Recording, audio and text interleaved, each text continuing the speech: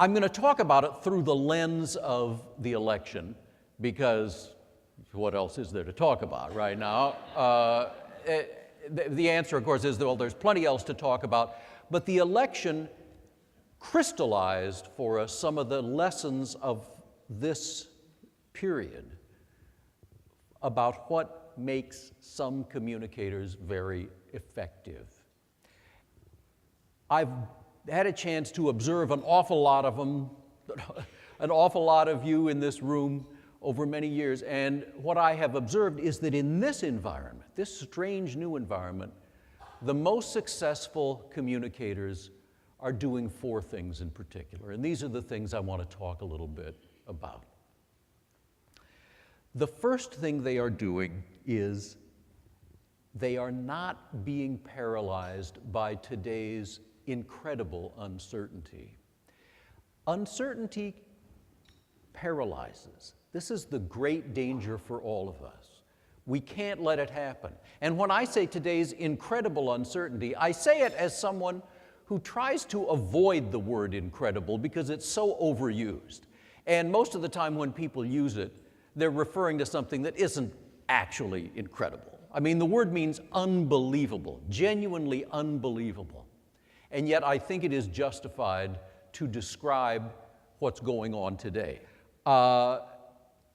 Just to take the obvious, if anyone had told you 12 months ago or 3 weeks ago who the next president was going to be, would you have believed it?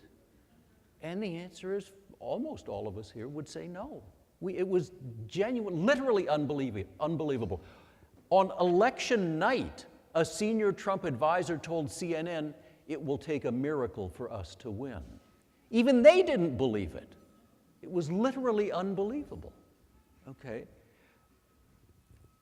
Nobody believed that Brexit was possible. Again, even the proponents didn't believe it. Nigel Farage, the leader of the movement, said on the morning of the voting on TV, "It appears we've lost.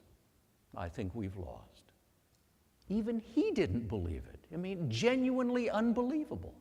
The prediction models for Brexit or for the election were just completely wrong, and this is something we've got to face. There's so many of them out there. I like to pay attention to one that's called Polyvote because it aggregates a lot of different prediction models, data-based prediction models, prediction markets. Now, these individual markets and models can be wrong, but when you aggregate 20 of them, which is what they did, it's really highly reliable, okay? It showed what every other prediction showed, Hillary Clinton winning by a considerable margin. That's what it showed. And on the morning of the election, the Polyvote website said this, quote, "Since 2004, the Polyvote has always correctly predicted the winner on any given day, months in advance," unquote.